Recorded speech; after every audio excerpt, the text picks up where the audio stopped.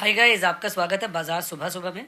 कल भाई अमरीकी बाजार तो लालियाली में बंद हुए। एकमात्र बोस्पा ब्राज़ील का बाजार था जो 1.25% से थोड़ा कम तेजी के साथ बंद हुआ। कनाडा भी देखेंगे 0.25% 1/4% की गिरावट के साथ बंद हुआ है। S&P 500 विक्स में गिरावट देखने को मिली है 4.5% की। अब अपना हम ध्यान देते हैं यूएस के 4 दिग्गज इंडाइसिस की तरफ।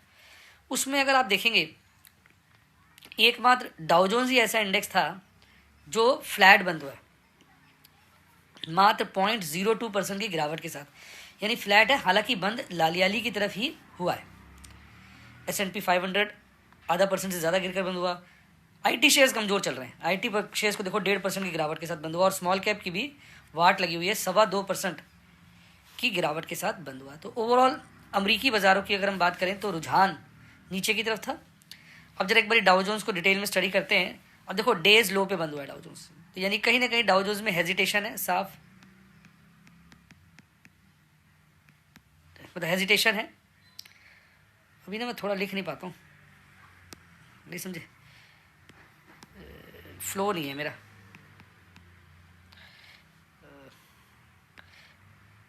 हेजिटेशन है बाजार के अंदर और डाउ जोन्स टिक नहीं पा रहा है। अगर आप वीकली चार्ट पे देखेंगे तो वीकली चार्ट पे बॉटम से अच्छी खासी रिकवरी है। बॉटम से 24 जनवरी को लो बनाया था, तो अब तो काफ़ी ज़्यादा रिकवर कर गया और 21 जनवरी को वीकली हाई बनाया था, तो आधे से ज़्यादा अगर आप देखेंगे आधे से ऊपर आ चुका है, यानी वर्स्ट फेज़ को निकाल दिया। तो वीकली चार्ट पे हम बाज़ार को न्यूट्रल की तरफ ही कह सकते हैं। मंथली चार्ट पे वीकनेस है, क्योंकि अगर आप देखेंगे जो हाई था वो यहाँ था, इधर, और लो यहाँ था, तो अब उसके लो के आसपास ही है। तो मंथली चार्ट पर अभी भी बाज़ार जो है ट्रेंड नेगेटिव है। और ईयरली चार्ट की बात करें तो बाज़ार इस वक्त कंसोलिडेट होने की कोशिश कर रहा है। लिखने में दिक्कत आती है, कंसोलिडेट होने की कोशिश कर रहा है। तो बाज़ार जो है बेसिकली कंसोलिडेट हो रहा है अगर आप देखेंगे इसको ईयरली चार्ट पर। अब आइए यूरोप चलते हैं। यूरोप में एकमात्र स्टॉकहोम ही था जो गिरकर बंद हुआ। इसके अलावा सारे इंडाइसिस आप देखेंगे हरियाली में। और मज़ेदार बात, लगातार जो आजकल ये हरियाली का पैटर्न चल रहा है यूरोप में, उसमें आउट परफॉर्म कर रहा है आपका रशिया। थोड़ा थोड़ा लिखने की आदत डालें। रशिया जो है आउट परफॉर्म कर रहा है। अगर आप बात करें यूरोप की, वहाँ के दिग्गज इंडेक्स में सबसे अच्छी परफॉर्मेंस हमारे लंदन ने दी, 1% से ज़्यादा बढ़कर बंद हुआ। एक्चुअली ये 3 इंडेक्स जो है ना, जर्मनी का डैक्स, लंदन का FTSE 100 और फ्रांस पेरिस का CAC 40, ये वहाँ के मेजर इंडाइसिस माने जाते हैं। इसके अलावा भी आप देखेंगे मद्रिद यानी स्पेन में भी 1% की अच्छी तेज़ी थी, मिलन में भी लगभग 1% की तेज़ी थी, और स्विट्ज़रलैंड SMI जो इंडेक्स है वो भी 0.5% से लेकर 0.25% के बीच तेज़ी के साथ बंद हुआ। अब आप बात करते हैं एशियाई बाज़ार किस तरह से चलते हैं। तो एशियाई बाज़ार में मिले जुले संकेत हैं। हांगकांग काफ़ी घबराया हुआ लग रहा है।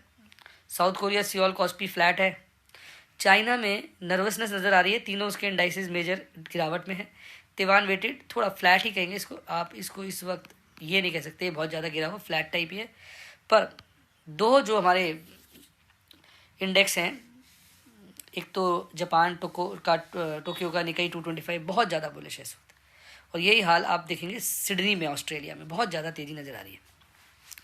अब यूएस के इंडाइसिस अच्छी हरियाली में, तो ये एक पॉजिटिव संकेत है। ये इसको आप एक पॉजिटिव संकेत मान के चलेंगे कि बाज़ार जो है यहाँ पर पॉजिटिव संकेत दे रहा है। तो इंटरनेशनल अगर आप बात करेंगे तो ओवरऑल पॉजिटिव ही नज़र आ रहा है। अब हम भारतीय बाज़ारों की बात करते हैं। तो इस वक्त तो SGX निफ्टी 50 फ्यूचर, हालांकि थोड़ा समय हो गया मुझे स्क्रीनशॉट लिए हुए, हरियाली में नज़र आ रहा है, और जहाँ हमारी क्लोजिंग थी उसके ऊपर बंद हुआ है, कंपैरिजन में ऊपर चल रहा है, बंद नहीं हुआ, ऊपर चल रहा है। तो ओवरऑल इस वक्त पोजीशन ठीक है। अब एक बारी ना इसको देखते हैं।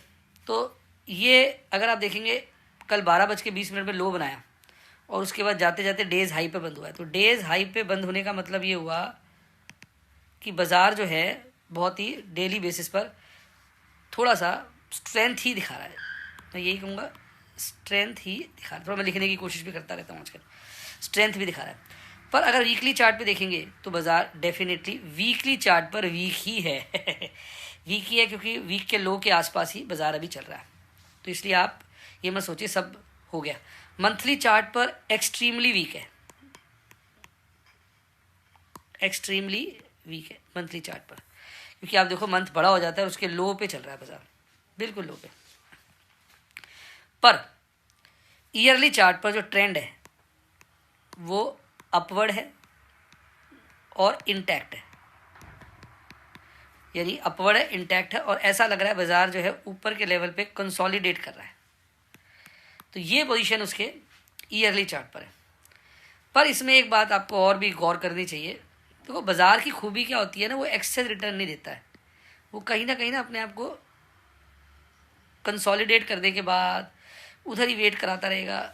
एक बात मानेंगे, अगर आप देखेंगे यहाँ से यहाँ तक की जो बाजार की रिटर्न है, क्योंकि बाजार यहाँ बंद होती है, यहाँ तक की रिटर्न आप देखिए, जो मैं बार बार इस चीज़ पे इशारा करता हूँ, यानी अगर आप इधर देखेंगे तो लगभग यहाँ पर हो गए 6 मंथ, 6 मंथ से थोड़ा ज़्यादा ही है, 6 मंथ बाजार लो पे ट्रेड कर रहा है 6 मंथ के, और रिटर्न जो है इस 6 मंथ की एक प्रकार से 0% है।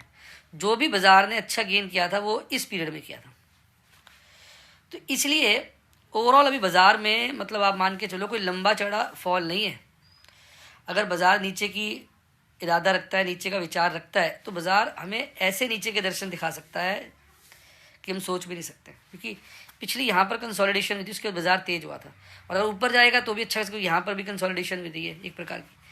तो अब बाजार यहाँ से ऊपर का मूव लेगा, यानी दोनों तरफ के रास्ते खुले हैं, पर अगर प्रोबेबिलिटी आप असाइन करेंगे ना तो ऊपर जाने की प्रोबेबिलिटी कम है, क्योंकि ऊपर बहुत आ चुका है यार। एक रिटर्न का हिसाब होता है ना, एक्स्ट्रा रिटर्न क्यों देगा बाजार, क्योंकि बाजार अगर कांस्टेंट बेसिस पे एक्स्ट्रा रिटर्न देगा तो बैंक बंद हो जाएंगे, डेट फंड बंद हो जाएंगे, सब चीज़ें बंद हो जाएंगी। ऐसा होता नहीं है ना, ये एक मैन मेड साइकिल है।